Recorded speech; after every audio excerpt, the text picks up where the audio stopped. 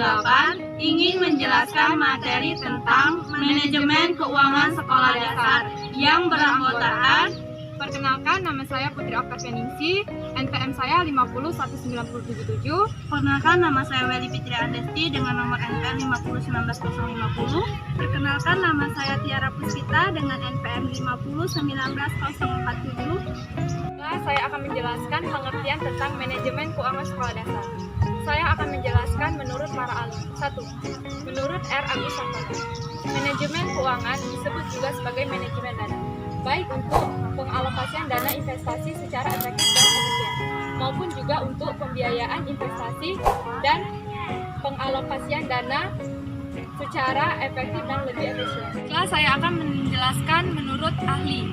Yang kedua, menurut Haji Muhammad Damanto, manajemen keuangan sekolah dasar adalah seluruh kegiatan proses yang direncanakan secara sungguh-sungguh dan bertanggung jawab untuk membelanjakan operasional pembiayaan sekolah secara lebih efektif dan efisien sehingga dapat mencapai tujuan pendidikan yang diinginkan. Dari pendapat ahli tadi, maka saya akan menarik kesimpulan. Manajemen keuangan sekolah dasar adalah seluruh kegiatan yang sudah direncanakan dan diproses dengan baik untuk mencapai tujuan visi misi sekolah tersebut agar lebih efektif dan efisien lagi untuk kedepannya. Materi yang kedua, saya akan menjelaskan fungsi manajemen keuangan sekolah dasar. 1. Perencanaan keuangan, membuat rencana pemasukan dan pengeluaran serta kegiatan lainnya untuk periode tertentu. 2. Penganggaran keuangan, tindak lanjut dan perencanaan keuangan dengan membuat detail pengeluaran dan pemasukan. 3. Pengelolaan keuangan, menggunakan dana sekolah untuk memaksimalkan dana yang ada dengan berbagai catatan. 3. Pencairan keuangan, mengumpulkan sumber dana dan yang ada untuk operasional kegiatan sekolah. 5. Penyimpan keuangan, mengumpulkan dana sekolah serta menyimpan untuk mengamankan dana sekolah tersebut. 6. Pengendalian keuangan, untuk memperbaikan masalah keuangan dan sistem keuangan sekolah. 7. Pemeriksaan keuangan ini merupakan bagian yang terpenting karena agar tidak terjadi penyimpangan pada keuangan sekolah. 8. Pelaporan keuangan, penyediaan informasi tentang kondisi keuangan sekolah sekaligus sebagai bahan evaluasi. Manajemen keuangan di sekolah dasar.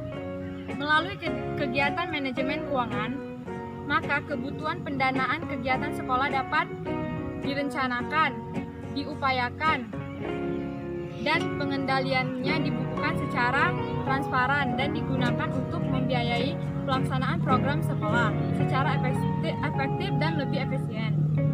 Untuk itu, tujuan manajemen keuangan di sekolah dasar: 1. Meningkatkan efektivitas dan efisien penggunaan manajemen sekolah dasar. 2. Meningkatkan akuntabilitas dan transparansi keuangan sekolah. Dan yang terakhir, yang ketiga, meminimalkan penyalahgunaan keuangan di sekolah dasar. Baikkan juga ditegaskan dalam PP nomor 48 tahun 2008 tentang pendanaan pendidikan. Disebutkan juga bahwa pendanaan pendidikan menjadi tanggung jawab bersama, baik itu pemerintah pusat, pemerintah daerah, dan masyarakat.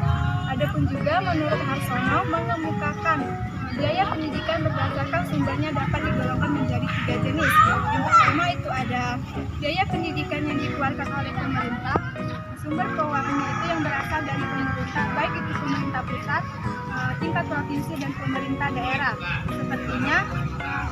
Seperti dana bantuan operasional sekolah atau BOS dan dana bantuan operasional atau BOP. Yang kedua itu ada biaya pendidikan yang dikeluarkan oleh masyarakat dari orang tua siswa, dana yang terkumpul dari pengurus BP3 atau komite sekolah dari orang tua wali siswa. Yang ketiga itu ada biaya pendidikan yang dikeluarkan oleh masyarakat bukan dari biaya pendidikan yang dikeluarkan oleh masyarakat bukan dari orang tua atau wali siswa, misalnya seperti sponsor lembaga keuangan atau perusahaan, sumbangan perusahaan industri, tokoh masyarakat, lembaga sosial donatur, alumni, dan lain-lain. Adapun cara memanfaatkan keuangan sekolah dengan langkah-langkah sebagai berikut. Yang pertama, penyusunan anggaran pendapatan dan belanja keuangan sekolah atau RAPBS. Yang kedua itu pengadaan dan pengalokasian anggaran berdasarkan RAPBS. Yang ketiga itu ada pelaksanaan anggaran berdasarkan keuangan. Yang keempat itu ada pemantauan keuangan sekolah. Yang kelima itu ada pembukuan keuangan sekolah.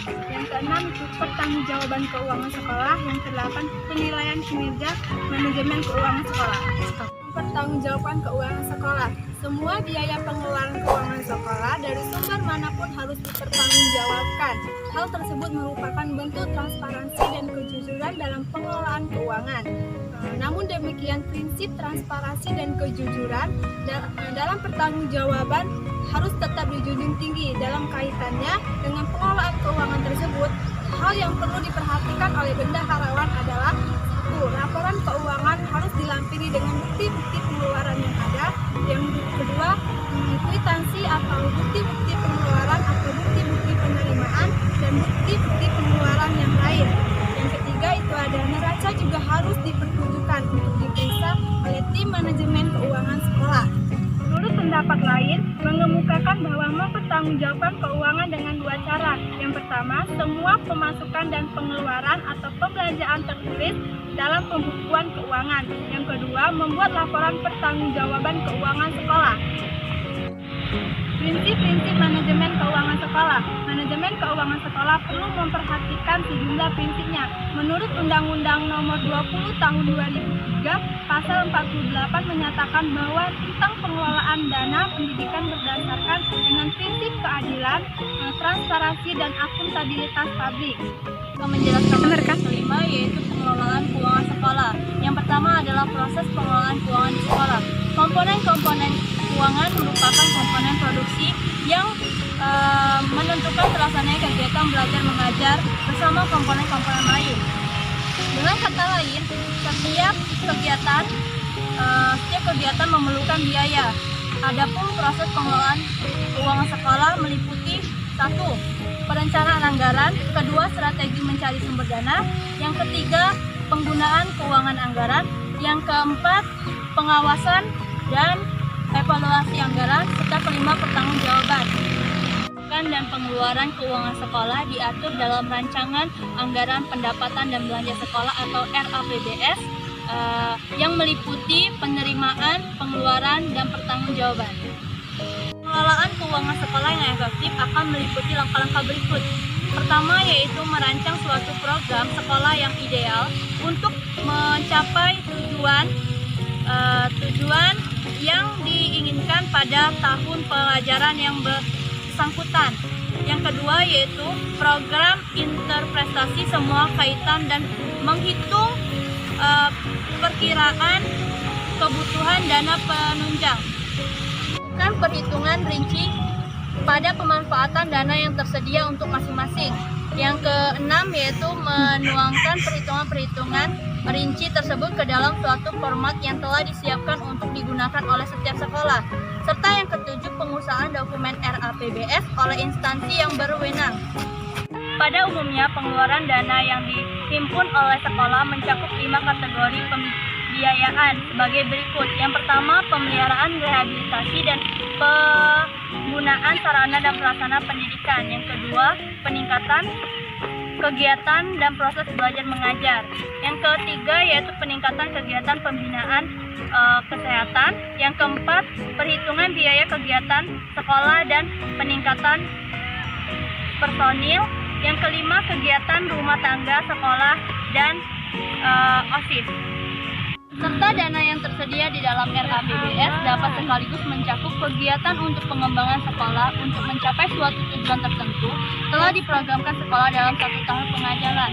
Diperlukannya terjadinya sejumlah dana tertentu pula. Oleh karena itu, SHPS pada masing-masing sekolah dengan sendirinya akan berbeda pula.